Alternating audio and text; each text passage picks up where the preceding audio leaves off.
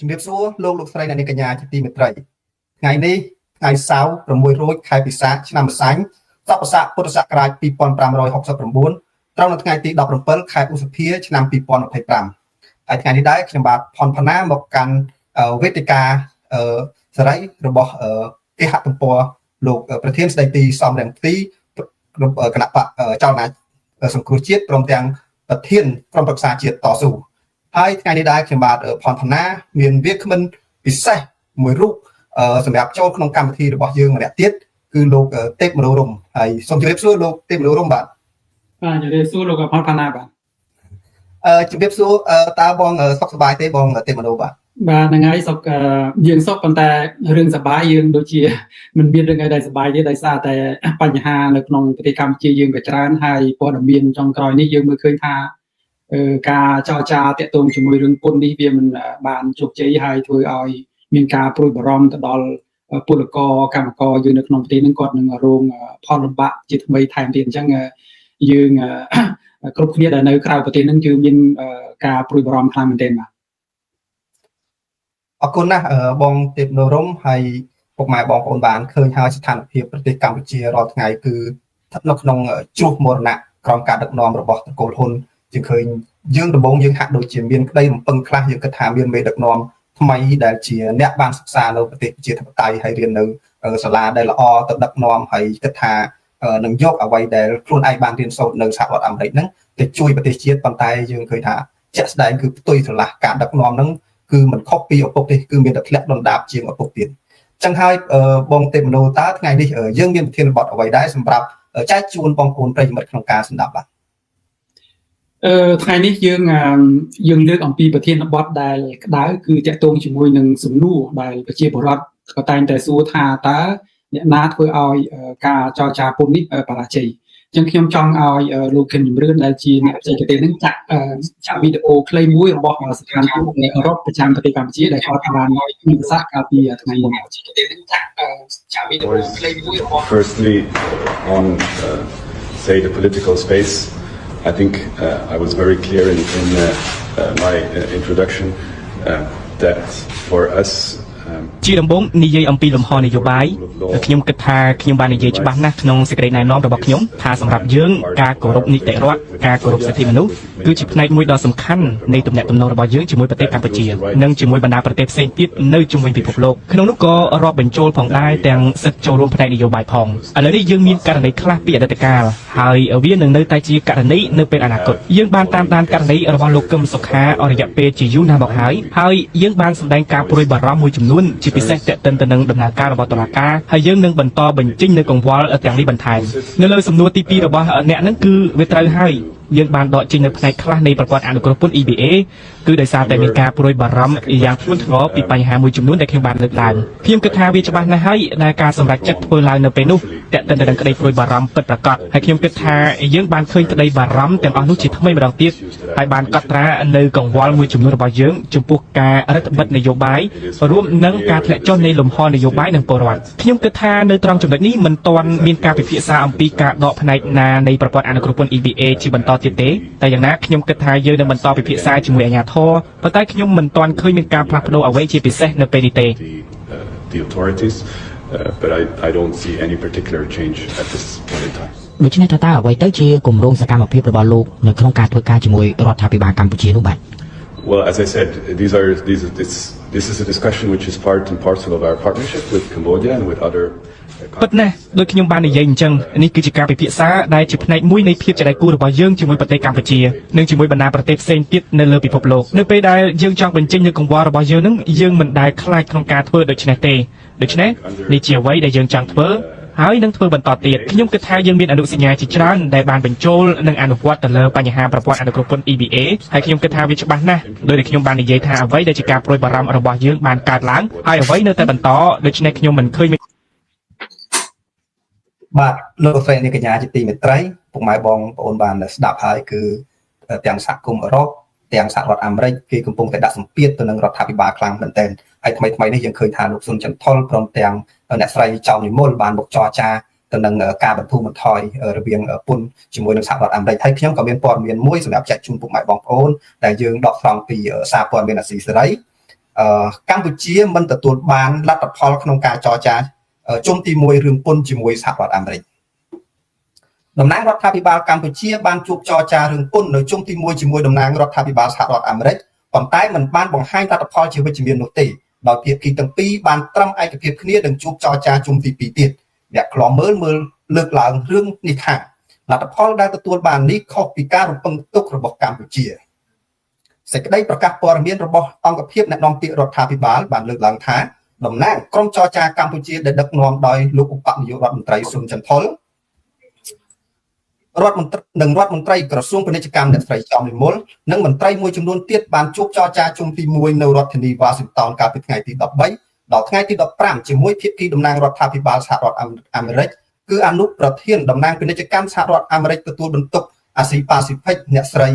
សាម៉ាអ៊ីឡឺមែន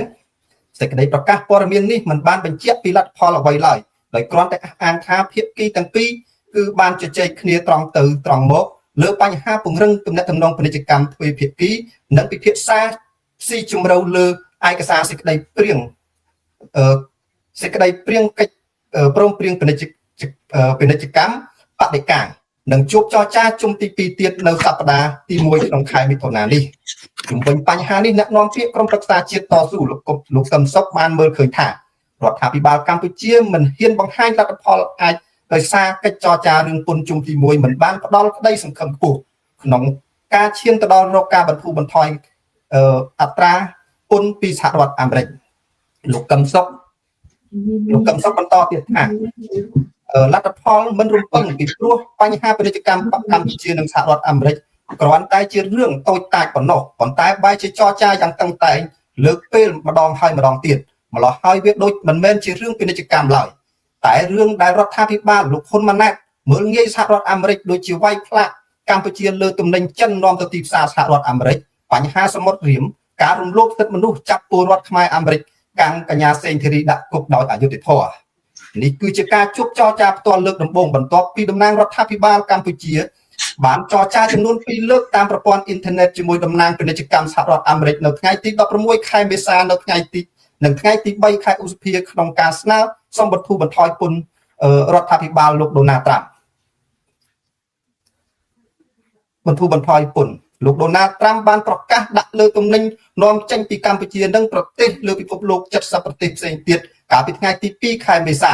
ប៉ុន្តែលោកដូណាល់ត្រាំបានប្រកាសជាថ្មីទុកពេល90ថ្ងៃឲ្យប្រទេសទាំងនោះចរចាដោយទុកឲ្យអនុវត្តពន្ធត្រឹម 10% សិនជាការឆ្លើយតបទៅនឹងការដំឡើងពន្ធនេះកាលពីថ្ងៃទី4ខែមេសាលោកនាយករដ្ឋមន្ត្រីហ៊ុនម៉ាណែតបានផ្ញើសារទៅលោកដូណាល់ត្រាំដើម្បីបញ្ជាក់ថាកម្ពុជាសុខចិត្តបន្ថយពន្ធលើក្រុមទំនិញ19មុខនាំចូលទៅសហរដ្ឋអាមេរិកគឺពី35មកត្រឹម 5% ជាថ្នូរសុំចរចាឲ្យអាមេរិកបន្ធូរបន្ថយពន្ធ 49% ទោះជាយ៉ាងណាក្តីសម្រាប់អង្គការសង្គមស៊ីវិលនិងអ្នកនយោបាយប្រឆាំងមើលឃើញថាកម្ពុជាអាចមានសង្ឃឹមខ្ពស់ក្នុងការចរចាប្រសិនប្រកាសពីឆន្ទៈក្នុងការស្ដារលទ្ធិប្រជាធិបតេយ្យគោរពសិទ្ធិមនុស្សឡើងវិញជាពិសេសការបង្ក្រាបលើការក្លែងបន្លំប្រភពទំនិញនាំចេញទៅសហរដ្ឋអាមេរិកបាទលោកស្រីនិងកញ្ញាបានស្ដាប់ព័ត៌មាននេះហើយគឺក្រុមចរចារបស់រដ្ឋាភិបាលបានរួមចរចាជាមួយសហរដ្ឋអាមេរិកគឺទទួលបានបរាជ័យហើយបញ្ហានេះពុកម៉ែបងប្អូនបានឃើញហើយជាបទសម្ដៅមួយដែរលោកទេពមនុស្សក្រោយពីក្រុមអ្នកចរចារបស់រដ្ឋាភិបាលដែលដឹកនាំដោយលោកស៊ុនចន្ទថុលនិងលោកស្រីចៅនិមលដែលជារដ្ឋមន្ត្រីក្រសួងពាណិជ្ជកម្មមកចរចាជាមួយនឹងភាគីសហរដ្ឋអាមេរិកតើហេតុអ្វីបានជាការចរចានេះបរាជ័យតើលោកយល់ឃើញយ៉ាងណាដែរបាទជាបឋមខ្ញុំសូមថ្វាយបង្គំព្រះធរានគ្រប់ព្រះអង្គហើយសូមគោរពជនរួមជាតិដែលកំពុងតែតាមដានការស្ដាប់នៅការ live របស់យើងផ្ទាល់ចេញពីគេហទំព័ររបស់លោកប្រធានសំរងស៊ីតាមដែលយើងមើលឃើញនៅក្នុងដំណើរចរចានេះខ្ញុំមិនមានសង្ឃឹមតាំងពីដំបូងព្រោះអីយើងឃើញថាគ្មានសញ្ញាណាមួយដែលធ្វើឲ្យកម្ពុជានឹងទទួលបាននៅផលជាវិជ្ជមានទេចំណុចទី1គឺរឿងចាស់ពីមុនមកដែលសហរដ្ឋអាមេរិកជាមួយនឹងសហភាពអឺរ៉ុបនឹងកាត់ EBA ហើយនិង GSP នឹងគឺតាក់ទងជាមួយនឹងដំណើរការលទ្ធិប្រជាធិបតេយ្យដែលរាល់ពេលជំនួបរវាងមន្ត្រីប្រទេសកម្ពុជាជាមួយនឹងសហភាពអឺរ៉ុបក្តីគឺគេតែងតែស្នើសុំឲ្យប្រទេសកម្ពុជាយើងនឹង បន្ទន់អេរយាបតមួយផ្លាស់ប្ដូរជំហរគោលការណ៍នយោបាយនឹងបើកលំហលទ្ធិប្រជាធិបតេយ្យហើយនឹងគោរពសិទ្ធិមនុស្សនៅក្នុងប្រទេសកម្ពុជាចំណុចទី1ដែលសំខាន់ដែលខ្ញុំចាប់អារម្មណ៍គឺនៅសហរដ្ឋអាមេរិកដែលគណៈប្រតិភូរបស់យើងដែលទៅចរចាពន្ធនេះគឺมันបានរៀបចំខ្លួននៅក្នុងការចរចាឲ្យមានឲ្យទទួលបានជោគជ័យទេដោយសារតែនៅពេលដែលខ្លួនទៅចរចាដើម្បីសុំការអនុគ្រោះពន្ធពីសហរដ្ឋអាមេរិកគឺការទាមទាររបស់សហរដ្ឋអាមេរិកហ្នឹងគឺទាមទារតាំងពីដំបូងឡើយគឺស្នើសុំឲ្យបើកលំហលទ្ធិប្រជាធិបតេយ្យគឺដោះលែងលោកកឹមសុខាដែលជាប្រធានគណៈបក្សសង្គ្រោះជាតិហើយនឹងកញ្ញាសេងធារីហើយព្រមទាំងសកម្មជនបរិស្ថានដែលរដ្ឋាភិបាលថ្មីនេះបានចាប់ដាក់ពន្ធនាគារថែមទៀតអញ្ចឹងនៅក្នុងដំណើរការចរចាដែលយើងមិនបានរៀបចំខ្លួនរួចជាស្រេចនៅក្នុងការចរចាយើងមិនបានបង្ហាញអំពីភាពវិជ្ជមានមួយដែលគេបានទាមទារយើងតាំងពីឆ្នាំ2017មកព្រោះអីបញ្ហាដែលយើងបាត់បង់ពន្ធបាត់បង់ការអនុគ្រោះពន្ធពីសហភាពអឺរ៉ុបនិងសហរដ្ឋអាមេរិកគឺចាប់តាំងពីឆ្នាំ2017នៅពេលដែលគណៈបកប្រជាជនលោកហ៊ុនសែនបានរំលាយគណៈបកសង្គ្រោះជាតិហើយប្លន់យកអាសនៈរបស់សមាជិកនិងតំណាងរាស្ត្រគណៈបក្សសង្គ្រោះជាតិ55កៅអីនេះគឺធ្វើឲ្យសហភាពអឺរ៉ុបនឹងកាត់ EBA អញ្ចឹងអាការទាមទារចាស់ដែលសហភាពអឺរ៉ុបបានទាមទារឲ្យស្ដារឡើងវិញហ្នឹងគឺរដ្ឋាភិបាលខ្មែរយើងអត់បានធ្វើអីទៅតទៅសោះអញ្ចឹងអាការចរចាពន្ធនេះបើយើងធ្វើដដែលហើយចង់បានលទ្ធផលផ្សេងគឺវាមិនអាចបានលទ្ធផលផ្សេងទេអញ្ចឹងអាការចរចាពន្ធដែលយើងទៅសុំគេហើយនឹងគេកាត់ពីមុនមកគេមិនទាន់ឲ្យមកវិញអញ្ចឹងយើងសុំចរចាឲ្យគេបន្ធូរបន្ថយមកវិញមិនបានបើពន្ធដែលគេកាត់ EBA ដែលគេកាត់ពីយើង 20% ដែលគេអនុគ្រោះគេកាត់ 20% ហើយមិនគេមិនទាន់ឲ្យមកយើងវិញផងហើយយើងទៅសុំគេដើម្បីចរចាដើម្បីឲ្យគេឲ្យអនុគ្រោះពន្ធថ្មីអាហ្នឹងវាអត់ទៅរួចទេអញ្ចឹងយើងមើលឃើញទាំងអស់គ្នាប្រជាពលរដ្ឋក៏មើលឃើញដែរថាអ្នកណាដែលធ្វើឲ្យរាំងស្ទះខ្ទប់មិនឲ្យការចរចាពន្ធនេះបានទទួលបានជោគជ័យគឺមានតែរដ្ឋាភិបាលទេរដ្ឋាភិបាលគឺមានសិទ្ធិគ្រប់គ្រងនៅក្នុងការចូលរួមក្នុងការចរចារឿងពន្ធនេះប៉ុន្តែបើរដ្ឋាភិបាលមិនបានរៀបចំខ្លួនមិនបានត្រៀមខ្លួនមិនបានកែលម្អនៅលទ្ធិប្រជាធិបតេយ្យដើម្បីឲ្យការចរចានេះបានជោគជ័យគឺអ្នកទទួលខុសត្រូវគឺរដ្ឋាភិបាលនឹងតែម្ដងបាទអរគុណណាស់លោកទេពមនុស្សតើវាអាចទេលោកទេពមនុស្សខណៈដែលសហរដ្ឋអាមេរិកដែលកំពុងតែប្រកួតប្រជែងពាណិជ្ជកម្មជាមួយនឹងចិនហើយបែរជារដ្ឋាភិបាលមានការជួបជាមួយនឹងរដ្ឋាភិបាលតំណាងរដ្ឋាភិបាលនិងរដ្ឋាភិបាលកម្ពុជានិងចិនបែរជាមានការល្អអឿននឹងគ្នាហើយយើងឃើញថាកន្លងមកដូចជាមានការវាយអគារដែលសាងសង់ដែលជាជំនួយរបស់សហរដ្ឋអាមេរិកនៅឆ្នេរសមុទ្ររៀមហើយបង្កើតនៅលេនដ្ឋានគេថាកំពង់ផែមួយដែលសហរដ្ឋអាមេរិកក៏មើលឃើញដែរថាវាជាលេនដ្ឋានទ័ពចិនដែលជាបង្កប់នៅទីនោះហើយកន្លែងនេះគឺវាអាចប៉ះពាល់ទៅដល់សន្តិសុខពិភពលោកតែម្ដងវាប៉ះពាល់ទាំងសន្តិសុខតំបន់ប៉ះពាល់ដល់សន្តិសុខជាតិហើយក៏សហរដ្ឋអាមេរិកបានវាតម្លៃថាកន្លែងនោះគឺជាគេហៅថាកន្លែងផ្ទុកនៅគ្រឿងគេហៅសភាវុធក៏ដូចជាបច្ចេកវិទ្យាពុកកុម្មុយនីសអីជាដើមការព្រួយបារម្ភរបស់សហរដ្ឋអាមេរិកហើយយើងឃើញថ្មីទៀតសហរដ្ឋអាមេរិកបានដាក់ពន្ធទៅលើផ្ទាំងសូឡារបស់កម្ពុជារហូតជាង 3,520% ខណៈដែលប្រទេសផ្សេងដែលយកផ្ទាំងសូឡារបស់ចិនទៅវាយម៉ាកយីហោដែរគេដាក់ត្រឹមតែ 2-300% ទេតើនេះគឺជាសារដាស់តឿនមួយរបស់សហរដ្ឋអាមេរិកដែលប្រមានទៅកម្ពុជាទេថាគេនឹងលេងគេអត់លេងសើសើគេនឹងលេងធ្ងន់ទៅលើកម្ពុជាហើយដោយសារតែកម្ពុជាវាហាក់ដូចជាមានការគប់គិតជាមួយនឹងចិនហ្នឹងគឺស៊ីជម្រៅខ្លាំងវាធ្វើឲ្យប៉ះពាល់ដល់សន្តិសុខជាតិទាំងមូលជាពិសេសវាជាកន្លែងដែលលាក់គេថាអតិពលអំណាចនៃពុកកុម្មុយនីសផងដែរតើលោកមើលឃើញយ៉ាងណាដែររវាងការទំនាក់ទំនងនេះបាទពេលណាថាសហរដ្ឋអាមេរិកបានមានការព្រួយបារម្ភជាមួយនឹងលេនដ្ឋានយោធានិងកំពង់ផែរៀបនេះគឺតាំងពីចំណុចចាប់ដើមហើយការព្រួយបារម្ភនេះគឺនៅពេលដែលប្រទេសកម្ពុជាយើងបង្ហាញចំហជាថ្មីនៅពេលដែលអាមេរិកដាក់ពន្ធហើយយើងបានទៅហែហោមជាមួយចិនហើយប្រគល់បានលើកឲ្យចិននឹងទៅជាអ្នកដឹកនាំអកមកចាគេថាផែនការពិភពលោកនឹងគឺកម្ពុជាយើងនឹងគឺគ្រប់គ្រងចិនឲ្យចិននឹងដឹកនាំពិភពលោកទាំងមូលដោយគោរពនៅគោលការណ៍របស់ចិនមានន័យថាលេងខ្វល់អំពីគោលការណ៍លទ្ធិប្រជាធិបតេយ្យលេងខ្វល់អំពីដំណើរការពិភពលោកផ្សេងក្រៅពីចិនអញ្ចឹងធ្វើឲ្យអាមេរិកនឹងយល់ថាប្រទេសកម្ពុជាយើងនឹងគឺឈានទៅដល់ជំហានមួយដ៏គ្រោះថ្នាក់បំផុតកំពង់ផែរៀមនេះគឺជាចំណុចរសើបដែល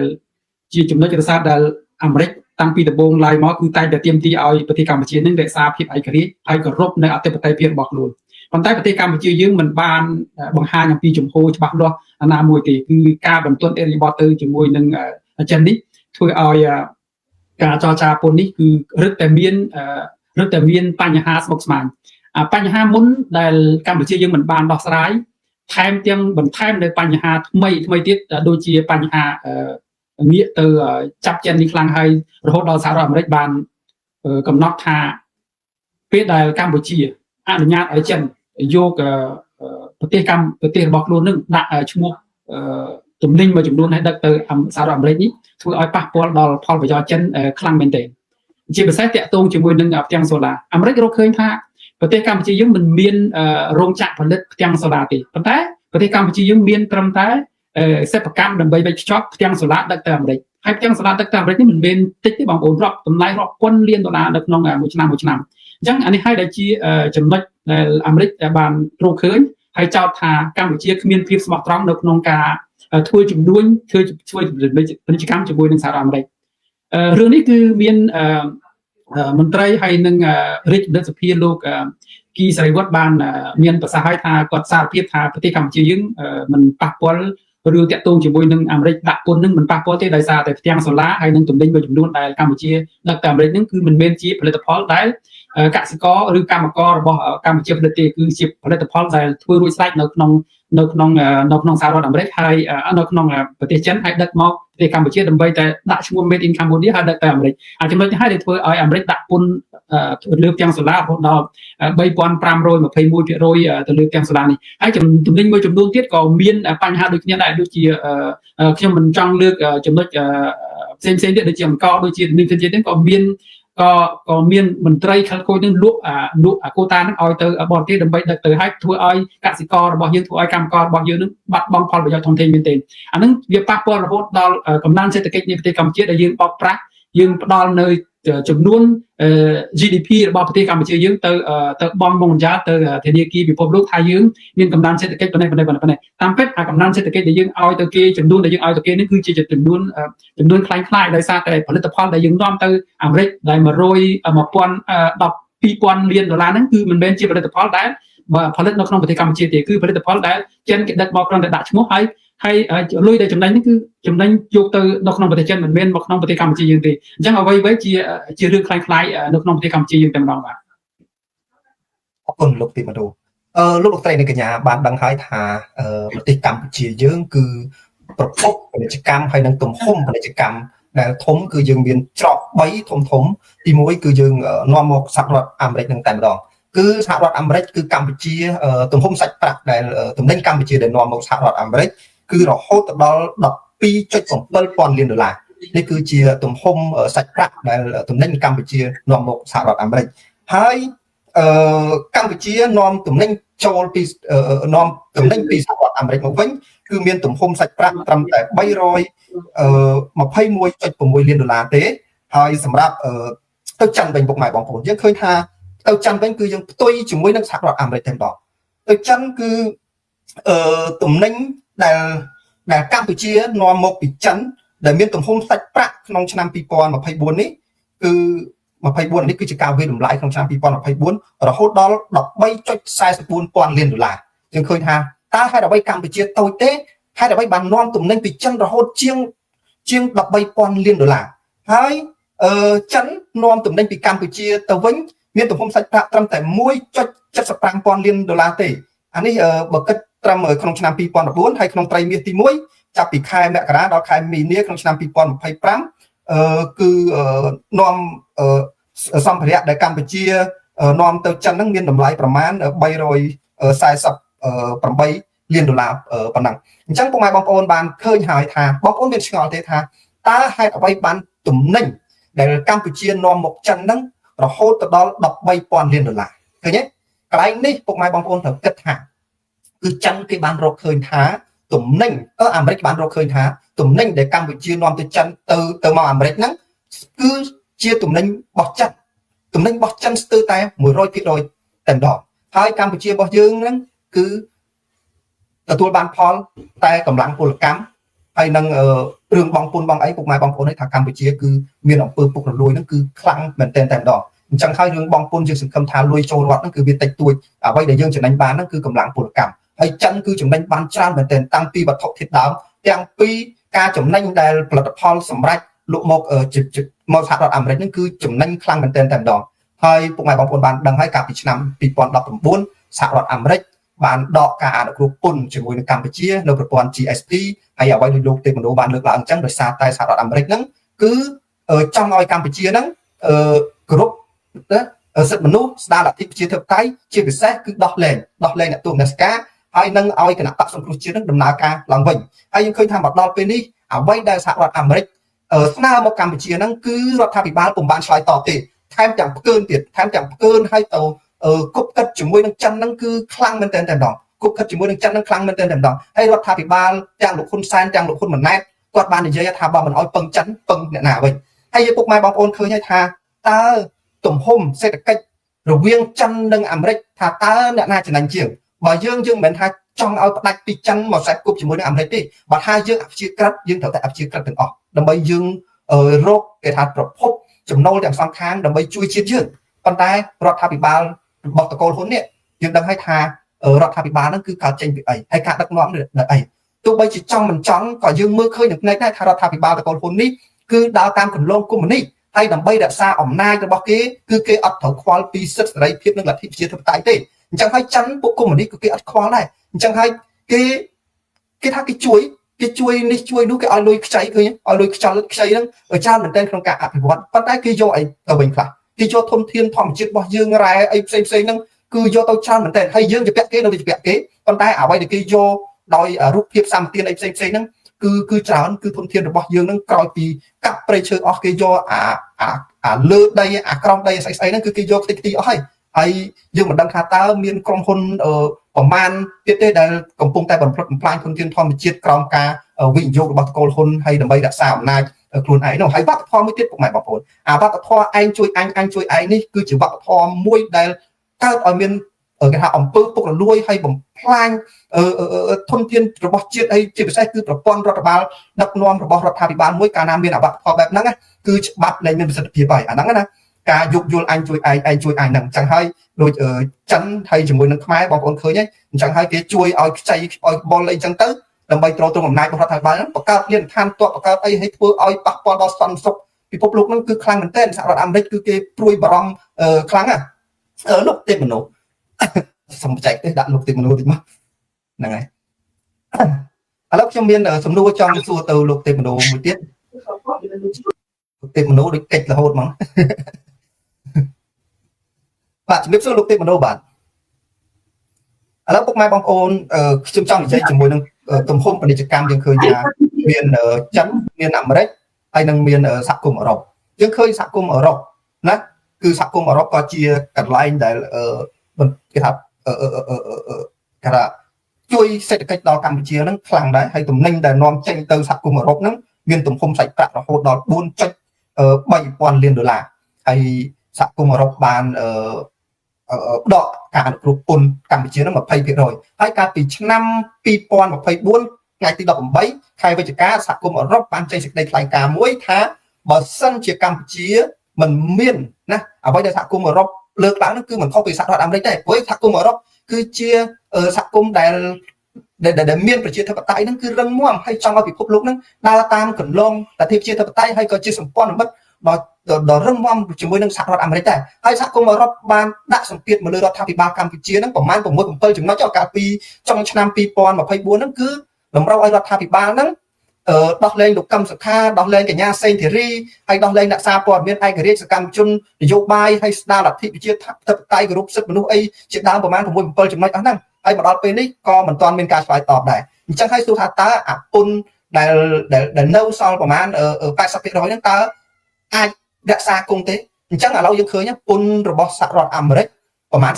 49% យើងចរចាយើងឃើញថា3ដងបងប្អូនចរចាតាមប្រព័ន្ធអនឡាញ2ដងមកចរចាផ្ទាល់ម្ដង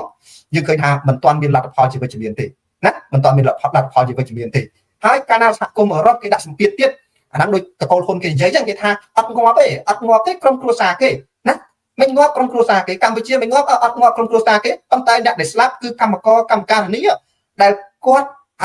ដែលថារស់អាស្រ័យដោយសារតែ យកកម្លាំងទៅធ្វើការងារជាយកពលកម្មទៅដូរជាមួយនឹងការងារតាមរោងចក្រតាមអីហ្នឹងហើយចិនវាអត់ខ្វល់ទេកាលណាពួកចិននេះគឺវាគិតរឿងរកស៊ីគិតរឿងចំណូលកាលណាប្រទេសកម្ពុជាណាមិនមែនជាកន្លែងដែលខ្លួនឯងសម្រាប់ផលិតទំនិញហើយបានចំណេញទៅសហគមន៍អឺរ៉ុបក៏ដូចជាសហរដ្ឋអាមេរិកកម្ពុជាចិនសម្លឹងមើលប្រទេសផ្សេងទៀតហើយចិនសម្លឹងមើលប្រទេសផ្សេងទៀតហើយដើម្បីធ្វើយ៉ាងណាឲ្យទំនិញរបស់ខ្លួនហ្នឹងគេថាអាតម្លៃនៃគេហៅថាការផលិតហ្នឹងវាធូរថ្លៃជួលកម្លាំងពលកម្មអីហ្នឹងធូរថ្លៃហើយលោកទៅសហគមន៍អឺរ៉ុបហើយនិងសហរដ្ឋអាមេរិកគឺបានកម្រៃមួយខ្ពស់ចំណេញខ្ពស់អញ្ចឹងហើយចិននេះគ្មានមនោសញ្ចេតនាចិននេះគឺគ្មានមនោសញ្ចេតនាជាមួយនឹង Je pensais que tu allais me coter. យ៉ាងម៉េចហើយលោកទេមនោបាទថ្ងៃនេះដូចរវល់ច្រើនបាទខ្ញុំរវល់អត់ហ្នឹងហ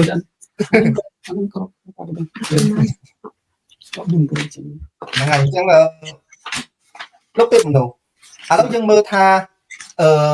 ទំហំសេដ្ឋកិច្ចដែលកម្ពុជាស្រូបបានហ្នឹងគឺ វិសិស លោកទេមនោតនេះដល់បាទសុំតួនេះខ្ញុំចង់តិចហ្នឹង បាទ ខ្ញុំអត់ស្ដាប់សំណួរណែផ្នែកបានមិនបាទ បាទ សំណួរហ្នឹងសំណួរទេ បាទឥឡូវទៅនេះហើយណា ហ្នឹងហើយអូខេហ្នឹង អូខេឥឡូវខ្ញុំនឹងសួរសំណួរបន្ថែមទៀតយើងឃើញថាទំហំពាណិជ្ជកម្មដែលជួយទ្រទ្រង់សេដ្ឋកិច្ចកម្ពុជាហ្នឹងវាមាន3ច្រកធំសហគមន៍អឺរ៉ុបយើងថាសហរដ្ឋអាមេរិកសហគមន៍អឺរ៉ុបហើយនិងចិនហើយយើងឃើញថាការដែលនាំកម្ពុជានាំទំនិញទំនិញដែលខ្លួនឯងនាំទៅចិនហ្នឹងវាតិចតួចទេប៉ុន្តែចិននាំមកកម្ពុជាហ្នឹងវារហូតទៅដល់13,000 លានដុល្លារ 13,044 លានដុល្លារ បាទហើយសម្រាប់សហរដ្ឋអាមេរិកវិញអានេះវាផ្ទុយគ្នាលោកទេមនោវាផ្ទុយគ្នាណាសហរដ្ឋអាមេរិកសហរដ្ឋអាមេរិកបាទលោកទេមនោស្ដាប់សំណួរបានទេបាទខ្ញុំគិតថានៅក្នុងទំហំសេដ្ឋកិច្ចដែលមាន3ច្រកដែលលោកផនបណ្ណាបានសួរមិញណាគឺច្រកទី1គឺសហរដ្ឋអាមេរិកច្រកទី2គឺអឺរ៉ុបអញ្ចឹងច្រកទំហំសេដ្ឋកិច្ចរវាងទី2ហ្នឹងហើយដែលចិញ្ចឹមសេដ្ឋកិច្ចប្រទេសកម្ពុជាយើងគិតមើលកាលពីមុនឆ្នាំ2017គឺសេដ្ឋកិច្ចរបស់ប្រទេសកម្ពុជាយើងនឹងគឺកើនណាស់ហើយប្រជាពលរដ្ឋដែលនៅជុំវិញរោងចក្រកាត់ដេរឬក៏សេដ្ឋកម្មផ្សេងទៀតហ្នឹងមានការងារធ្វើមានចំណូលនៅក្នុងប្រចាំគ្រួសារហ្នឹងបានច្រើនហើយគាត់មានសល់ថវិកាដើម្បីទិញដីធ្លីទិញផ្ទះសម្បែងទិញអីគឺសេដ្ឋកិច្ចក្នុងកម្ពុជាប្រទេសកម្ពុជាហ្នឹងរស់រវើកតែប្រទេសនៅពេលដែលយើងឃើញថានៅពេលដែលគេបានបិទលំហរដ្ឋាភិបាលប្រជាធិបតេយ្យរំលាយគណៈបក្សប្រជាជាតិចាប់ពីពេលនោះមកគឺសេដ្ឋកិច្ចកម្ពុជាចាប់ផ្ដើមធ្លាក់ចុះហើយដីយើងគិតថាដីមួយចំនួនដែលនៅពេលដែលពេលនោះមានតម្លៃថ្លៃហើយដល់ពេលដែលបិទលំហរដ្ឋាភិបាលប្រជាធិបតេយ្យដីផ្ទះអចលនទ្រព្យមួយចំនួនគឺត្រូវបានដួលរំលំទាំងស្រុងតែម្ដងចំណុចថាដែលយើងមើលឃើញថានៅពេលដែលប្រទេសកម្ពុជាយើងអត់បានបើកលំហរដ្ឋាភិបាលប្រជាធិបតេយ្យបិទឲ្យមិនឲ្យមានគណៈបកប្រឆាំងពិតប្រាកដក្នុងប្រទេសកម្ពុជានឹងគឺរដ្ឋាភិបាលប្រទេសកម្ពុជាយើងនឹងបានសម្លាប់សេដ្ឋកិច្ចរបស់ខ្លួននឹងឲ្យដួលរលំតែម្ដងអញ្ចឹងរហូតដល់ពេលនេះគឺយើងមិនអាចទៅពឹងពាក់ទៅលើចិនដែលជាប្រទេសមួយដែលយកទំនិញមកលក់ឲ្យប្រទេសកម្ពុជាយើងអត់អាចរំពឹងទៅលើពួកគាត់ទេអញ្ចឹងច្រកពីគាត់ដែលអាចនាំឲ្យសេដ្ឋកិច្ចកម្ពុជារីកចម្រើននេះគឺអឺរ៉ុបហើយនឹងអាមេរិកពាក់ព័ន្ធជាមួយនឹងអឺរ៉ុបវិញអឺរ៉ុបគឺគេបើកទ្វារចំហរហូតសម្រាប់ប្រទេសកម្ពុជាយើងឲ្យតែប្រទេសកម្ពុជាយើងខ្ញុំសូមបញ្ជាក់លោកទេមនោដែរមុនហ្នឹងខ្ញុំបានអធិប្បាយដែរប្រហែលជាលោកទេមនោជាប់រវល់គឺកាលពីថ្ងៃទី18ខែ11ឆ្នាំ2024សហគមន៍អឺរ៉ុបបានចេញសេចក្តីថ្លែងការណ៍មួយមកកម្ពុជាដើម្បីឲ្យកម្ពុជាហ្នឹងគេដាក់ដូចជា7ចំណុចដើម្បីឲ្យកម្ពុជាហ្នឹងដោះលែងលោកកឹមសុខាដោះលែងកញ្ញាសេងធារីហើយនឹងដោះលែងសកម្មជនព្រៃឈើហើយអ្នកសារព័ត៌មានពេលហ្នឹងដូចជាលោកមិចតារាមួយដែរដែលត្រូវបានចាប់ខ្លួនហ្នឹងណាចឹងហើយនឹងសកម្មជនព្រៃឈើអីជាដើមហ្នឹងសរុបទៅ7ចំណុចក្នុងហ្នឹងគឺយើងក្តោបទាំងមូលហ្នឹងគឺធ្វើម៉េចឲ្យស្ដារលទ្ធិប្រជាធិបតេយ្យនិងគោរពសិទ្ធិមនុស្សឡើងវិញណាអញ្ចឹងហើយបើសិនជារដ្ឋាភិបាលរបស់ក្រុងភ្នំពេញមិនអនុវត្តអ្វីដែលគេចង់ឲ្យទាំង7ចំណុចហ្នឹងទេហើយមកដល់ពេលនេះយើងឃើញថាពីខែ11មកដល់នេះវាចូលកន្លះឆ្នាំហើយយើងឯការឆ្លើយតបហ្នឹងវាដូចជាមិនទាន់មានទេ តើអាចទេថាពុនដែលនៅសេសសល់មុនគេដក 20% ហើយថាក្រោយបន្តមកទៀតថាតើអាចនឹងដកបន្តទៅទៀតទេលោកទីមនុស្សបើសិនជារដ្ឋាភិបាលនៅតែគឺបាទខ្ញុំមើលឃើញថាបើគ្មានអីប្រែប្រួលបើគ្មានសញ្ញាណាមួយអំពីរដ្ឋាភិបាលនៅក្នុងការបើកលំហលទ្ធិប្រជាធិបតេយ្យទេអឺរ៉ុបគេនឹងដាក់ពន្ធនឹងកាត់បន្ថែមអ្វីដែលសេសសល់ព្រោះអីគេមើលឃើញថាលទ្ធិប្រជាធិបតេយ្យនៅប្រទេសកម្ពុជាយើងគឺស្លាប់ហើយបើសិនតែរដ្ឋាភិបាលដឹកនាំដោយលោកហ៊ុនម៉ាណែតរាល់ថ្ងៃនេះមិនមានការប្រែប្រួលគឺសម្រាប់លទ្ធិប្រជាធិបតេយ្យនៅក្នុងប្រទេសកម្ពុជាអញ្ចឹងអឺរ៉ុបហើយនិងអាមេរិកដែលគេបានចំណាយថវិកាជាច្រើនដើម្បីស្ដារលទ្ធិប្រជាធិបតេយ្យនៅក្នុងប្រទេសកម្ពុជានឹងគេអត់អាចអោបដៃឈោមើលឲ្យលទ្ធិប្រជាធិបតេយ្យនៅក្នុងប្រទេសកម្ពុជានឹងស្លាប់ទេអញ្ចឹងគេនឹងដាក់បន្ថែមទៅទៀតយើងមើលឃើញដល់ពេលដែលទៅចរចាជាមួយនឹងអាមេរិកហើយលោកស៊ុនច័ន្ទថុលត្រឡប់មកវិញនេះគឺអាមេរិកបានផ្ដល់សញ្ញាច្បាស់ណាស់ថាឲ្យកម្ពុជាត្រឡប់មកវិញដើម្បីស្អីត្រឡប់មកវិញដើម្បីធ្វើការកែលម្អអ្វីដែលគេទាមទារហ្នឹងធ្វើការកែលម្អប្រសិនបើលោកស៊ុនច័ន្ទថុលហើយនឹងចំនិមលត្រឡប់មកវិញហើយប្រទេសកម្ពុជាយើងមិនមានការកែលម្អលទ្ធិប្រជាធិបតេយ្យណាទោះបីវិលត្រឡប់ទៅចរចាវិញ100ដងទៀតក៏អត់មានបានលទ្ធផលទេដែរព្រោះអីការទាមទាររបស់អឺរ៉ុបគឺឲ្យដោះលែងលោកគឹមសុខាបើកលំហលទ្ធិប្រជាធិបតេយ្យដោះលែងកញ្ញាសេនធីរីហើយនឹងដោះលែងសកម្មជនបរិស្ថានព្រមទាំងអ្នកទោសមនសិការទាំងអស់ឲ្យមានសេរីភាពអានឹងជារឿងចាស់ដែលមានយូរហើយរឿងថ្មីគឺមានច្រើនទៀតរឿងថ្មីគឺតាក់ទងជាមួយនឹងលេខដ្ឋានយោធាដែលនៅរៀមតាក់ទងជាមួយនឹងការជួញដូរមនុស្សហើយនឹងតាក់ទងជាមួយនឹងការចាប់ចម្រិតហើយនឹង scam online ហ្នឹងដែលអាមេរិកបានដាក់ក្រុមហ៊ុនរបស់លោកហ៊ុនតូហ៊ុយវ៉ាន់ហ្នឹងចូលទៅក្នុងបញ្ជីខ្មៅដើម្បីបិទកុំឲ្យមានធ្វើចរាចរណ៍លុយនៅក្នុងប្រើចរន្តលុយរបស់អាមេរិកអាហ្នឹងគឺសិតតែជារឿងថ្មីមួយទៀតដែលអាមេរិកកំពុងតែតាមដានយ៉ាងខ្លាំងហើយពាក់ព័ន្ធឲ្យប៉ះពាល់ទៅដល់ប្រជាពលរដ្ឋអាមេរិកព្រោះអីប្រជាពលរដ្ឋអាមេរិកបានបាត់លុយជាច្រើនលានដុល្លារនៅក្នុង1000លានដុល្លារក្នុងមួយឆ្នាំដោយសារតែក្មួយរបស់លោកហ៊ុនសែនលោកហ៊ុនតូនេះប្រើក្រុមហ៊ុនហ៊ុយវ៉ាន់ដែលមាននៅក្នុងប្រទេសកម្ពុជានឹងដើម្បីគប់គិតលួចបន្លំហើយកេងប្របាញ់លុយរបស់គេហើយក្រុមហ៊ុនរបស់ហ៊ុយវ៉ាន់នេះត្រូវបានប្រតិបត្តិការជាមួយក្រុមចារកម្មជាមួយក្រុមចោរអនឡាញរបស់ប្រទេសកូរ៉េខាងជើងធម្មជាតិផងអញ្ចឹងរឿងនោះវាពាក់ព័ន្ធស៊ីជម្រៅច្រើនមែនទែនហើយរឿងមួយផ្សេងទៀតដែលនៅក្នុងប្រទេសកម្ពុជារឿងថ្មីគឺរឿងដែលទង្វើឆបោកដែលនៅក្នុងប្រទេសកម្ពុជាដែលមានពួកក្រុមម៉ាហ្វីយ៉ាអីនៅជុំវិញលោកនាយករដ្ឋមន្ត្រីហ៊ុនសែនផ្សេងទៀតហ្នឹងគឺធ្វើឲ្យមានចលាចលនៅក្នុងប្រទេសកម្ពុជាហើយធ្វើឲ្យបាត់បង់នៅស្ថិរភាពនៅក្នុងប្រទេសកម្ពុជាហើយរបបលោកហ៊ុនសែនលោកហ៊ុនម៉ាណែតដល់ថ្ងៃនេះគាត់អត់បានធ្វើអីដើម្បីកែតម្រូវទាំងអស់ហ្នឹងទេអញ្ចឹងការចរចាពន្ធដែលរឿងចាស់យើងមិនបានដោះស្រាយហើយរឿងថ្មីដែលកំពុងតែមានហ្នឹងយើងអត់បានដោះស្រាយទៀតហើយពាក់ព័ន្ធជាមួយនឹងការគម្រាមកំហែងគេហៅថារឿង transnational repression គម្រាមកំហែងក្រៅប្រទេសពាក់ព័ន្ធជាមួយគម្រាមកំហែងក្រៅប្រទេសដូចជាសម្រាប់លោកលឹមគឹមយ៉ាអីជាដើមហ្នឹងគឺរដ្ឋាភិបាលខ្មែរយើងហ្នឹងរដ្ឋខ្មែរអត់បានកែតម្រូវទេដូចជាការគម្រាមកំហែងលោកផនផាណាកាលគេតាមចាប់ផនផាណាអញ្ចឹងរឿងហ្នឹងគឺត្រូវបែកផ្សាយនៅក្នុងជុំវិញពិភពលោកដឹងហើយថានៅពេលដែលលោកហ៊ុនសែនចេញសារថាចាប់លោកផនផាណាឲ្យបានទុកបីស្លាប់ឬរស់ណាពេលហ្នឹងខ្ញុំទៅជួបលោកអ្នករាយការណ៍ពិសេសរបស់អង្គការសហជាតិលោកនីវិតមនតាបុននៅប្រទេសស្វីសនៅហ្សឺណែវទីក្រុងហ្សឺណែវហើយយើងបានរាយការណ៍ពីរឿងហ្នឹងហើយរបាយការណ៍ទាំងយើងមានហ្នឹងណាគឺគេមានទាំងអស់គឺយើងអត់អាចលាក់បាំងបានទេយើងនិយាយប្រាប់ថាឥឡូវគេកំពុងតែតាមចាប់លោកផនប៉ាណាហើយមានលោកកញ្ញាទឿននួនទៀតនៅក្នុងប្រទេសម៉ាឡេស៊ីបញ្ជូនទៅស្រុកខ្មែរចំដាក់របាយការណ៍ទាំងអស់ហ្នឹងគឺពិភពលោកគេបានដឹងហើយតាក់ទងជាមួយនឹងការរំលោភសិទ្ធិមនុស្សនៅក្នុងប្រទេសកម្ពុជាយើងហ្នឹងយើងអត់អាចលាក់គេបានទេរដ្ឋាភិបាលខ្មែរអាចយករបាយការណ៍ដែលคล้ายៗទៅអានឲ្យគេស្ដាប់ប៉ុន្តែគេស្ដាប់ហើយដើម្បីជាការទូតគេស្ដាប់យើងប៉ុន្តែបើសិនបើយើងជាអ្នកគណៈបព្វប្រឆាំងឬអ្នកផ្សេងយករបាយការណ៍ខ្លាំងៗទៅអានឲ្យគេស្ដាប់ណាគឺគេស្ដីឲ្យយើងតែម្ដងអញ្ចឹងខ្ញុំធ្លាប់បានទៅជួបនៅទូតនៅមន្ត្រីរបស់អឺរ៉ុបគឺរបាយការណ៍គឺជាក់ស្ដែងរបាយការណ៍វាមានទាំងអស់របាយការណ៍4របាយការណ៍ទី1របាយការណ៍របស់ទូតរបស់គេដែលនៅប្រចាំប្រទេសកម្ពុជាអានឹងរបាយការណ៍គេផ្ញើមកឲ្យគណៈកម្មការដើម្បីវិនិច្ឆ័យតាក់ទងជាមួយនឹងរឿងពន្ធហ្នឹងណារបាយការណ៍ទី2គឺរបាយការណ៍របស់អង្គការសង្គមស៊ីវិលរបាយការណ៍សង្គមស៊ីវិលហ្នឹងគឺរឿងស្អីគឺគេយកមកអានរបាយការណ៍ទី3គឺរបាយការណ៍របស់រដ្ឋាភិបាលខ្មែរយើងដែលដឹករបាយការណ៍ទៅឲ្យគេអាន ហើយរបាយការណ៍ទី4គឺរបាយការណ៍របស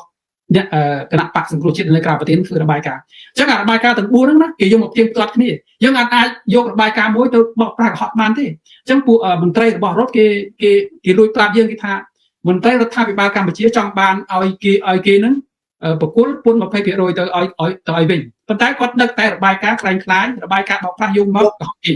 េនិយាយប្រាប់យើងអញ្ចឹងណាគេថាជួនកាលគេខាតពេលគេអត់មានពេលអានរបាយការណ៍ខ្លាំងៗហ្នឹងទេយើងចំណាយលុយជីវយន្តហោះយកមកដឹករបាយការណ៍ខ្លាំងៗយកឲ្យគេអានគេខាតទាំងពេលទៀតព្រោះរបាយការណ៍វាមាន4របាយការណ៍ដូចខ្ញុំបានជម្រាបមិញហ្នឹងណាមាន4របាយការណ៍យើងអត់អាចនិយាយបានសូម្បីតែអ្នកជាប់គុកប្រហែលអ្នកទោសមនសិការដែលជាប់គុកនៅក្នុងពន្ធនាគារណាយើងថា60នាក់គេថាអូថែម3នាក់ទៀតហើយគេប្រាប់យើងទៀតបើសិនតែមានថែមណាបើសិនតែមានដោះគេប្រាប់យើងទៀតថាយើងមានដោះអញ្ចឹងយើងតែយើងយករបាយការណ៍ឲ្យគេហ្នឹងគឺត្រូវគេថាប្រកបមែនទេមិន pinpoint ហ្មងក៏អត់មានឲ្យឃ្លាតគ្នាយករបាយការណ៍ខ្លាំងៗទៅឲ្យគេស្ដាប់គឺគេអត់ស្ដាប់យើងទេអញ្ចឹងបានថាខ្ញុំចង់ផ្ដាំទៅឲ្យរដ្ឋាភិបាលខ្មែរយើងបើយើងចង់ទៅចរចាពន្ធជាមួយនឹងអាមេរិកណាកុំយករបាយការណ៍ខ្លាំងៗទៅហើយកុំទៅនិយាយកុហកបោកប្រាស់គេថាអូលំហលទ្ធិប្រជាធិបតេយ្យអញ្ចឹងយើងអាចនិយាយប្រាប់បោកប្រាស់ប្រជាពលរដ្ឋខ្មែរបានព្រោះគាត់នៅក្នុងស្រុកគាត់ចេះនិយាយមិននិយាយគាត់មិនមានសិទ្ធិអីនៅក្នុងការប្រឆាំងជាមួយប៉ុន្តែចំពោះគេគ្រាន់តែថាអញ្ចឹងគេអានរបាយការណ៍ថាឯងត្រឡប់មកផ្ទះវិញទៅជាភាសាការទូតចាំជុំទី2អាហ្នឹងមានន័យថាអាជុំទី1ហ្នឹងគេវាយយើងដួលហើយដូចអាឡើងលើរិញណាឡើងលើរិញគេវាយយើងដួលបាត់ហើយហ្នឹងគេថាចាំជុំទី2មកបើជុំទី2យើងអត់មានបានធ្វើអីប្លែកពីហ្នឹងយើងអត់បានហាត់យើងអត់បានកែតម្រូវស្អីយើងឡើងទៅជុំទី2ក៏យើងដួលនៅជុំទី2ដូចគ្នាដែរអញ្ចឹងអាការចរចាពន្ធដែលយើងបានលើកមកនេះគឺយើងអត់មានក្តីសង្ឃឹមអីថាយើងអាចចរចាបានទេបើសិនតែយើងគ្មានការប្រែប្រួលនៅក្នុងការបើកលំហលទ្ធិប្រជាធិបតេយ្យអ្វីដែលសហភាពរដ្ឋបានទាមទារណាបើសិនតែយើងមិនធ្វើទៅតាមលក្ខខណ្ឌដែលគេដាក់មកយើងកុំសង្ឃឹមថាចរចាពន្ធនឹងទទួលបានជោគជ័យគឺអត់បានជោគជ័យទេលោកប៉ុណ្ណាបាទខ្ញុំក៏ជួនដំណឹងលោកស្រីអ្នកកញ្ញាបើបានស្ដាប់ដែរថារឿងរបស់ខ្ញុំដែលលោកហ៊ុនសែនតាមសម្រាប់នេះគឺកំពុងតែមានស្ថាប័នអន្តរជាតិមួយគេកំពុងតែចងជាសាច់រឿងហើយគេធ្វើនឹងតាំងពីខ្ញុំមកដល់សហរដ្ឋអាមេរិកម្លេះមកដល់ពេលនេះគឺគេធ្វើអត់ទាន់ហើយទេគេធ្វើលំអិតអត់មែនទែនហើយគេចំណាយលុយច្រើនមែនទែនក្នុងការស៊ើបអង្កេតរឿងក្តីនេះហើយមកដល់ពេលនេះហេតុអីបានរឿងហ្នឹងវាយូរដោយសារគេត្រូវការប្រភពច្បាស់លាស់ហើយគេចងជាសាច់រឿងតែម្ដងអញ្ចឹងហើយអន្តរជាតិគេបានដឹងរឿងនេះរឿងដែលគេថារបបក្រុងភ្នំពេញដែលសម្រាប់លទ្ធិប្រជាធិបតេយ្យនេះហើយដោយលោកហ៊ុនសែនដោយឬក៏លោកហ៊ុនម៉ាណែតព្រមទាំងអ្នកគ្រប់គ្រងគណៈបកប្រជាជនគេថាអ្នកក្រៅប្រទេសហ្នឹងអ្នកបកប្រឆាំងនៅក្រៅប្រទេសហ្នឹងចេះតែទៅឲ្យពួកអន្តរជាតិហ្នឹងដកពន្ធឬក៏ដាក់សម្ពាធឬក៏ធ្វើបាបខ្មែរហ្នឹងគេមិនចេះតែជឿទេពុកម៉ែបងប្អូនគេឡើយថាតើលោកសំរងស៊ីហ្នឹងគាត់មានអធិបុលអីមកជាមួយសហរដ្ឋអាមេរិកតែគាត់មានអធិបុលអីជាមួយនឹងសហគមន៍អឺរ៉ុបយើងគិតមើលតើតែមានរបាយការណ៍ច្បាស់លាស់គេយកទៅតាមរបាយការណ៍នេះគេចេះតែជឿអត់ហើយគេអត់មានក្រុមការងារគេសម្រាប់ទៅធ្វើការងារនៅស្រុកខ្មែរទេគឺគេមានក្រុមវិភាគក្រុមអីគេមានក្រុម research ក្រុមអីគេយកមកវិតម្លៃគ្រប់ទម្រង់ទាំងអស់ហើយយកឯកសារទាំងអស់ហ្នឹងដោយលោកទេមនោយកលើកឡើងមកអញ្ចឹងឯកសារមានប្រហែល4ទម្រង់ហ្នឹងយកមកសិក្សាជាមួយគ្នាតើវាដូចគ្នាដែរអត់ឃើញអញ្ចឹងហើយរបាយការណ៍ដែលរដ្ឋាភិបាលដែលគេហៅថាតាក់តែងឡើងដែលនិពន្ធឡើងស្ដាប់ទៅគឺល្អឥតខ្ចោះប៉ុន្តែអារបាយការណ៍ពិតចេញមកគឺរលួយបងឃើញទេលទ្ធិប្រជាធិបតេយ្យនិងសិទ្ធិមនុស្សនិយាយទៅសូម្បីតែក្មេងក៏ដឹងដែរគ្រាន់តែយើងចង់និយាយពីព័ត៌មានពិតនៅក្នុងស្រុកហ្នឹងអ្នកខ្លះក៏ចូលមកខមមិននៅក្នុង Facebook ខ្ញុំហ្នឹងត្រូវជាប់គុកឃើញទេត្រូវចាប់គាត់ដាក់គុកនិយាយមីងម្នាក់ដែលទៅខមមិននៅក្នុង Facebook របស់លោកហ៊ុនសែនហ្នឹងត្រូវចាប់គាត់ដាក់គុកឃើញទេឯណាទៅលទ្ធិប្រជាធិបតេយ្យឯណាទៅសិទ្ធិមនុស្សឃើញទេសួរថាតើសហរដ្ឋអាមេរិកសហគមន៍អឺរ៉ុបគេនឹងអនុគ្រោះឲ្យហ៎បើអ្នកឯងនៅតែផ្កើនគេហ្នឹងហើយការខ្សែគប់ជាមួយចិនដូចគ្នាពុកម៉ែបងប្អូនមកផ្កើនគេមកផ្ចាញ់គេណាហើយមិនតិចដងបងប្អូនច្រើនលើកច្រើនសាររហូតដល់មន្ត្រីជាន់ខ្ពស់របស់រដ្ឋាភិបាលគម្រាមធ្វើសង្គ្រាមជាមួយសហរដ្ឋអាមេរិកទៀតណាឥឡូវសួរថាបើសិនជាតំណែងខ្ញុំគិតថាតំណែងរវាងគ្រួសារមួយនិងគ្រួសារមួយវិញបើគេចេះតែផ្កើនគេចេះតែវាយប្រហាររហូតដល់ចង់ធ្វើគេហៅថាសង្គ្រាមអីជាមួយក្នុងអារម្មណ៍យើងជាម្ចាស់ភាគីម្ខាងទៀតហ្នឹងតើយើងមានអារម្មណ៍យ៉ាងម៉េចទៅលើភាគីម្ខាងទៀតដែលយើងខំជួយគេហ្នឹងអានោះវាដូចគ្នាយើងត្រូវចេះគិតអញ្ចឹងហើយឥឡូវយើងមើលស្ថានភាពលោកទេពមនុស្សយើងនិយាយមិញយើងនិយាយពីសេដ្ឋកិច្ចហានិភ័យថាយើងបាត់បង់សេដ្ឋកិច្ចជាតិដោយសារតែរបបក្រុងភ្នំពេញហ្នឹងងាកទៅរកចិនងាកទៅរកអីយើងដឹងបញ្ហាសិទ្ធិមនុស្សឥឡូវយើងមើលទៅស្ថានភាពជាក់ស្ដែងក្នុងប្រទេសកម្ពុជាវិញយ៉ាងម៉េចលោកទេពមនុស្សរបាយការណ៍អង្គការសង្គ្រោះក្នុងឆ្នាំ2022ពលរដ្ឋខ្មែរដែលមកធ្វើការងារជាព ពលករនៅប្រទេសថៃ2 លានអ្នកជាងហើយក្រោយមកទៀតនេះក្រោយពីយើងមានវិបត្តិសេដ្ឋកិច្ចជាបន្តនេះអត់ក្រោម3 លានអ្នកទេលោកទីមនុស្សគ្រាន់តែមកថៃចុះនៅកូរ៉េខាងត្បូងប្រហែល60000 អ្នកនៅជប៉ុនប្រហែល20000 អ្នកនៅម៉ាឡេស៊ីប្រហែល50000 60000 អ្នកទៀត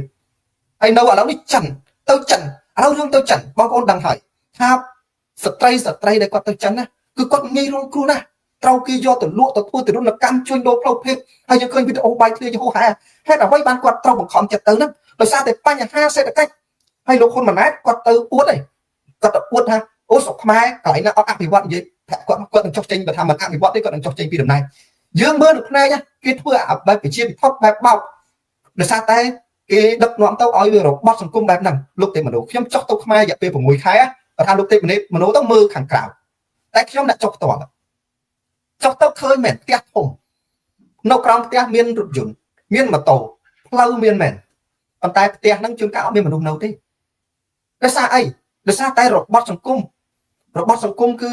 ធ្វើឲ្យមនុស្សហ្នឹងគេថាតាមគ្នាសម្ភារៈនិយមហ្នឹងកើតឡើងទោះបីជាខ្លួនឯងហ្នឹងអត់មានអីក៏ដោយធ្វើម៉េចឲ្យតែមានផ្ទះមួយខ្នងហ្នឹងមានផ្ទះក្បឿងហ្នឹងនៅមានផ្ទះថ្មហ្នឹងនៅហើយអ្នកចិត្តខាងមួយធ្វើអញ្ចឹងតែពេលអ្នកចិត្តខាងឃើញចាប់ដើមខ្មាស់គេចាប់ដើមធ្វើអញ្ចឹងដែរហើយការដែលពួកគាត់ទៅខ្ចីមីក្រូហិរញ្ញវត្ថុមានការធូររលំមានន័យថាមិនខ្វល់គាត់មានបំណុលប៉ុណ្ណាមិនខ្វល់គាត់មានចំណូលប៉ុណ្ណាទេគឺឲ្យខ្ចីដល់ពេលហើយមិនចង់ក៏មិនរត់ចោលស្រុកគឺចាក់ស្ដាយលោកទេមនុស្សគឺខ្ញុំ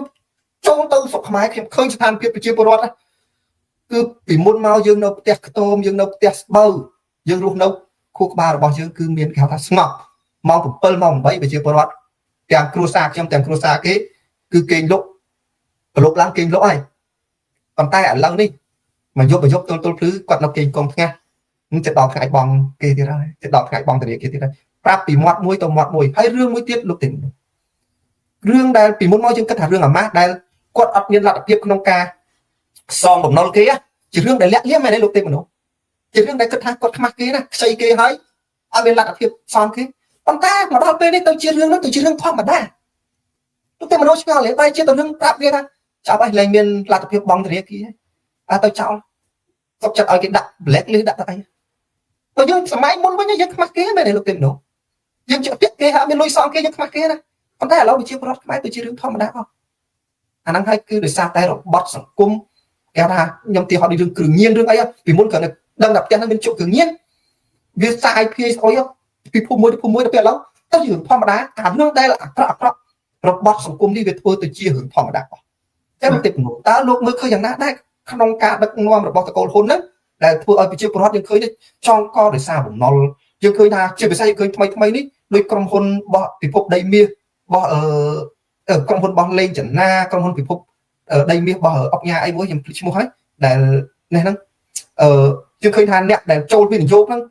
គាត់យកអាលុយគេខ្ចីលុយគេយកមកវិនិយោគឃើញការប្រាក់ពោះដល់ឲ្យក្រុមហ៊ុនហ្នឹងសិតតែជាបោកហើយសិតតែមានតកូលហ៊ុនមានអ្នកមានអំណាចនៅពីក្រោយហ្នឹងឥឡូវឃើញមានការចងកសម្រាប់ខ្លួនហ្នឹងក៏ច្រើនហើយប្រជាពលរដ្ឋហ្នឹងជាពាក់គ្រឹះស្ថានមីក្រូហិរញ្ញវត្ថុហ្នឹងក៏ច្រើនតើលោកមើលឃើញពីហានិភ័យអ្វីខ្លះនៅក្នុងប្រទេសកម្ពុជាយើងដូចជាពលបណ្ណាផនបណ្ណាបានមានប្រសាសន៍មកអញ្ចឹងគឺប្រជាពលរដ្ឋខ្មែរចេញពីភូមិឡើងស្ងាត់គឺដើម្បីរកថាវិការហ្នឹងដើម្បីផ្ញើមកឲ្យពុកម្ដាយនៅក្នុងស្រុកហ្នឹងសងបំណុលអញ្ចឹងប្រទេសកម្ពុជាយើងរាល់ថ្ងៃរស់បានដោយសារតែមានចំណូលដែលកម្លាំងពលកម្មរបស់កូនខ្មែរយើងនឹងចេញទៅក្រៅស្រុកដើម្បីយកមកសងបំណុលនៅក្នុងស្រុកទេបើមិនតែគ្មានកម្លាំងពលកម្មនៅខាងក្រៅផ្ញើមកដើម្បីសមនៅទេគឺនៅក្នុងស្រុកនេះសេដ្ឋកិច្ចរបស់យើងគឺធ្លាក់គឺងាប់ហើយគឺអត់មានទេដួលកន្លប់ចាក់មានទេណាហើយខ្ញុំចង់វិលមកទាក់ទងជាមួយនឹងសេដ្ឋកិច្ចនេះពីមុនដែលលោកហ៊ុនម៉ាណែតគាត់និយាយថាកន្លែងណាក៏មានការវិវត្តណាខ្ញុំចង់ឲ្យគាត់ប្រៀបធៀបថាពីមុនណាប្រជាពលរដ្ឋខ្មែរមិនទាន់មានឡានមិនទាន់មានអីច្រើនមែនប៉ុន្តែនៅក្នុងភូមិនីមួយគឺពួកគាត់រស់បានដោយពឹងផ្អែកទៅលើធនធានធម្មជាតិពឹងផ្អែកទៅលើសម្បត្តិជាតិដែលមាននៅក្នុងប្រទេសកម្ពុជាយើងចុះឥឡូវប្រជាពលរដ្ឋខ្មែរអត់អាចពឹងទៅលើសម្បត្តិធនធានធម្មជាតិដែលនៅក្នុងស្រុកបានទេងាកទៅព្រៃយើងចូលព្រៃចូលបានទេចូលទៅគឺគេចាប់ហើយសូម្បីតែអ្នកទៅរកអស់មកទូលមកកូនប្រទេសមកអត់អាចរកបានពីមុនប្រជាពលរដ្ឋខ្មែរគាត់ទៅព្រៃរកអស់បានគាត់ទៅវាលគាត់ទៅ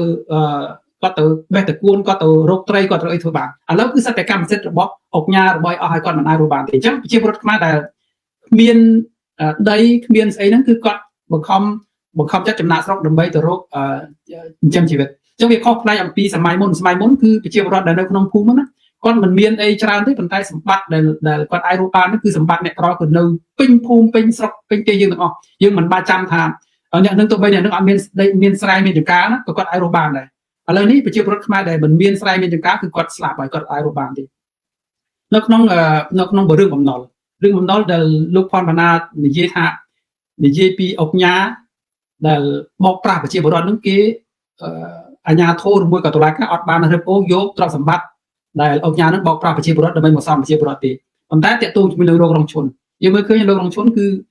សំបីតែគាត់គ្រាន់តែទៅមើលព្រំដែនហ្នឹងក៏គាត់តុលាការហ្នឹងបានចេញដីកាដើម្បីរឹបអូសយកទ្រព្យសម្បត្តិគាត់ទៅសងគណៈកម្មការព្រំដែនជាដើមដាក់អាហ្នឹងវាឆ្លុះបញ្ចាំងឲ្យឃើញថាសង្គមរបស់ខ្មែរយើងហ្នឹងគឺប្រព័ន្ធស្ថាប័នរបស់រដ្ឋមិនមែនជាស្ថាប័នបម្រើជាតិទេមិនមែនជាស្ថាប័នបម្រើឲ្យប្រជាពលរដ្ឋទេគឺស្ថាប័នបម្រើឲ្យគណៈបកសិក្សាអញ្ចឹងស្ថាប័ននីមួយៗនៅក្នុងប្រទេសកម្ពុជាយើងគឺជាស្ថាប័នបកយើងមើលទៅតុលាការគឺតុលាការបកបើយើងមើលទៅក្រសួងបរិស្ថានគឺយើងចង់ថាមិនមែនក្រសួងបរិស្ថានទេក្រសួងបំផ្លាញបរិស្ថានទៅវិញព្រោះគ្រាន់តែមើលឃើញលោកមាចត្រាគាត់ចូលទៅក្នុងព្រៃគាត់មើលឃើញគោយន្តមើលឃើញម៉ាស៊ីនអាឈើគាត់បានរាយការណ៍មកគាត់ពេលគាត់រាយការណ៍មកក្រសួងបរិស្ថានទៅចោទប្រកាន់គាត់ថាគាត់ញុះញង់ឯណាចង់ចាប់គាត់ដាក់គុកអីជាដើមដាក់អានេះយើងមើលឃើញថាសង្គមខ្មែរយើងវាលែងទៅជាមន្ត្រីដែលធ្វើការនៅក្នុងរដ្ឋាភិបាលវាលែងជាមន្ត្រីធ្វើការបម្រើប្រជាពលរដ្ឋហើយវាទៅជាមន្ត្រីនឹងធ្វើការបម្រើគណៈបកហើយចាំបំផ្លាញប្រជាពលរដ្ឋណាដែលប្រឆាំងជាមួយនឹងខ្លួនដូចជារឿងគ្រោះថ្នាក់ចរាចរណ៍ឬស្អីជាដើមដាក់ហ្នឹ